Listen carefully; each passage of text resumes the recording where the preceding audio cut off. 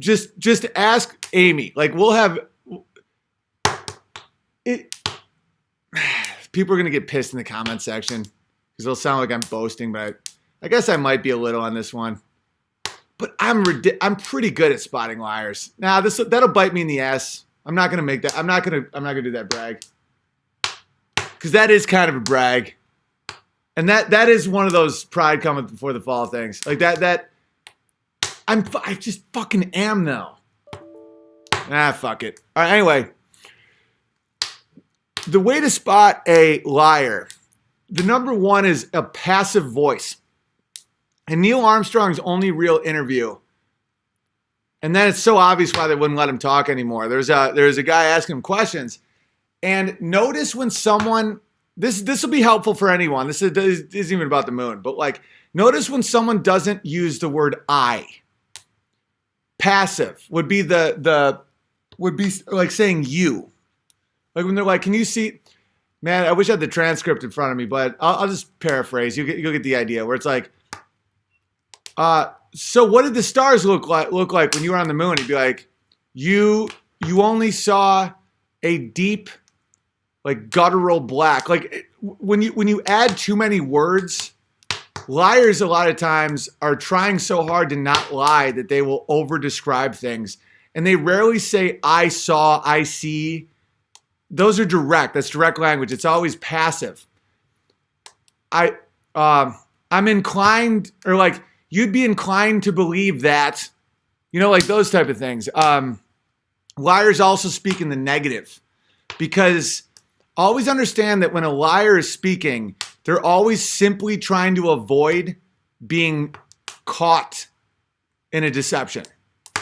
They're not trying to say anything. They're only trying to evade. It's like judo. It's like word judo.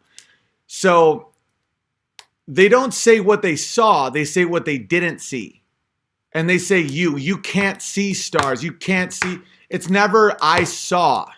Because when you say I saw, I did, I went, I am, I will, that is, people will hold you to that. That's why Kennedy is like, we will go to the moon. Like that's very direct language. Like evasive language is when you say like the gun went off.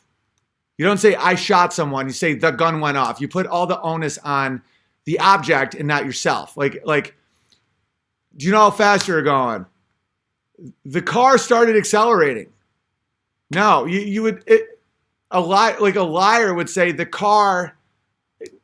Like you're always trying to take everything off you, and you're not ever going to make a statement that can later be proven to be false. And this is the biggest, it's so funny because if someone speaks clearly and strongly and with meaning, I am so much more likely to give them the benefit of the doubt as just being wrong than if someone speaks this way.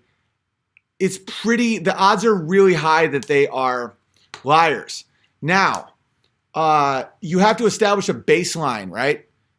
Where do they just talk like this all the time? Like some people are just passive. Some people, they start everything with, I think, I might feel like, or did you go to the bar? It's like, beers may have been drinking. Like some people may actually speak that way. So a baseline is, and that's why they wouldn't let Neil Armstrong talk publicly. Because if you established a baseline with the guy of how he talks, and then you show how he talks about the moon, I'm guessing it would be drastic. Like, bear in mind, and I am factoring in that like athletes, a lot of men, a lot of leaders want to give credit to the team. So I thought about that when he'd be like, we instead of I. But it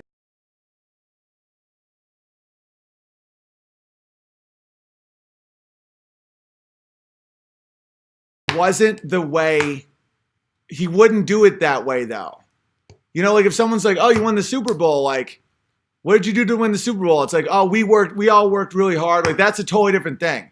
What I'm talking about with passive voice is like could you see the stars? It's like, we were unfamiliar with the terrain and didn't see what could have been stars. These aren't quotes, but it's very, very similar to that language. And that's how liars talk. You know, it also stuff like, I am fairly certain that, there's no meaning there. That's all Jordan Peterson speak, right? And another clear thing is when someone asks you a question about sensory perception, that has to start with I. If it doesn't, it's like the odds the person's lying are so high. You know, if someone's like, did you feel, what did the earth look like from the surface of the moon? A non-liar would say, it looked huge, or I thought, he was like, there was, I don't know. I wish I had the transcript in front of me because I don't want to make too many mistakes, but it's pretty wild. And also, when you say I don't recall, that's lawyer speak. If you had just went to the moon for the first time in human history, you wouldn't be speaking in passive language and evasive verbal maneuvers. There's no way. And so it's like, I don't recall. It's like, it's just so obvious. It's just so obvious. When you understand how liars talk, it's so fucking obvious because they stutter. They don't have a clear timeline. Oh, a big one is when you stutter on I. If someone's like, when did you know that the moon landing was successful? Like, when you first stepped on the moon, what did you feel? Game over. Dude's a liar. You can stutter on a hard word or stutter on like a weird sentence. Like I just stuttered there a little bit. But when you stutter on yourself, the subject I, it means you're unwilling to even commit to you being a part of the story. Another thing liars do is they don't stick to a timeline. They're all over the place. They'll over-explain something you didn't ask about. But it's like, did you see the stars? It's like, you can feel the sand on your stupid moon boots. It's so obvious. So I highly suggest that you guys watch that, and it'll be a great insight into the mind of a liar.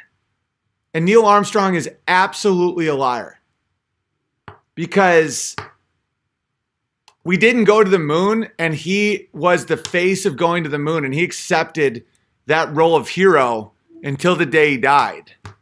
And that's pretty insane to me. And then he gave a real cryptic speech. Like there was one astronaut that became a born-again Christian and then mysteriously died of a heart attack when he contacted some guy who's like going to give an interview. It's like, that's one thing about this that is a little tricky is there's been some bodies on this. There's some Clinton action going on here. So when people say like, why has there been no whistleblowers? It's like, well, 7 have mysteriously been killed. So there's that. Yeah, I don't know what you guys think about that, but I find that shit very interesting. Like how liars talk.